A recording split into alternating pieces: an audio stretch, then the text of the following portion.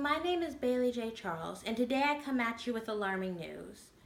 Today's population is roughly 7.4 billion, while the UN projects that to grow to roughly 9.7 billion by the year 2050. However, the amount of arable land in the world has shrunk by 33%. This is alarming because human population recently has had a tendency to grow at an exponential rate, while the amount of land we are able to farm on has not.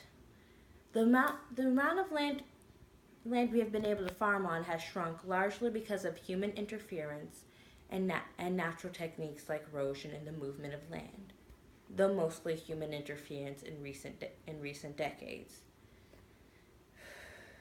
The Green Revolution, however, which started in roughly the mid 1900s and is characterized by the new technologies and techniques that have defined it, have helped combat and even reverse this problem to a degree. The the Green Revolution is marked is marked by some is marked by new techniques like GMOs, for example. GMOs have proven to be a controversial topic to some, but has proven absolutely vital in today's world and for our growing population, and even if it was stagnant.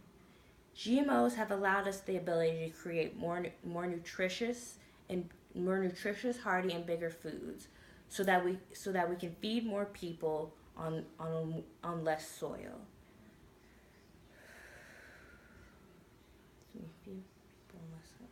Some other techniques that have helped combat soil erosion are things like no-till farming, which is basically once you have planted your crops and you've harvested them, you leave the stalks and whatnot in them to let in the land over winter and over to allow it to rest and recuperate as the stalks and other weeds as they die and they decompose and they go back to the ground to help naturally replenish it. Another technique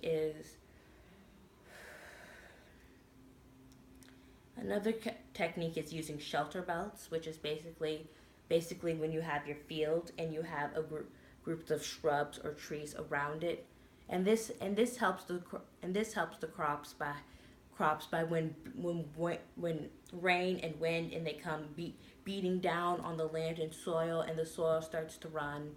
These crops surrounding the field help hold it in place because because the because the roots of shrubs and trees and grasses, they act as a stabilizing force, while also helping replenish the land because of the growing and dying process happening on it. Another process that is not as widely used in today's world, but is still a very good practice, is the use of intercropping, which is most notably known for the mines where they grow maize, corn, and squash on the same plot of land. You have your corn stalk, corn stalk slash maize. You have the squash growing roots on the back, growing roots at the bottom, and the beans surrounding it. This was an ingenious solution because the waste of one crop helped the other one grow, and what was left over helped replenish the soil over time, while also growing more food on less land. Another technique that is characterized by Another technique that is characterized by the Green Revolution is the use of natural pesticides. Natural pesticides basically when you have an pest or invasive species come in and they're just totaling your crops, completely destroying it, and you get another species that has already combated it, or a disease of the species, and you put that on the land in hopes of fighting it. This is much better than using pesticides on them, because pesticides, they have a tendency to kill all crops, and in order to keep the crop to kill well they my bad not all crops, but says pesticides have a tendency to kill everything. That's why I like to use biocides instead. They will kill all life they come in contact with. And then once they're in the environment, they now cycle through. They can't be removed. They move up the food chain, killing bigger and bigger things. That's why we go from having insects to having small birds to to having foxes and then bigger birds that slowly die off. It's because of these biocides, they build up over time. So what was once a safe amount to have in the land, well, it doesn't ever leave the land. And those small pesticides that you're originally trying to get rid of, they have a high reproduction rate. So they're evolving. They're growing the ability to fight and resist these pesticides. Biocides. However, the bigger animals, they don't evolve and grow as fast. They have slower mating cycles.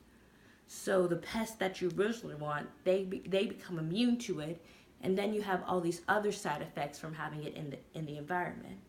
So using natural solutions like this is a help because you keep these biocides out of the environment while also having a permanent solution. Well, as is with biocides, that get expensive because you keep reapplying them. Overall, using natural fighting mechanism like this is the winning strategy. In conclusion, I wanted to draw your attention to the Green Revolution and the amount of land we have and how we have to take care of it. Thank you.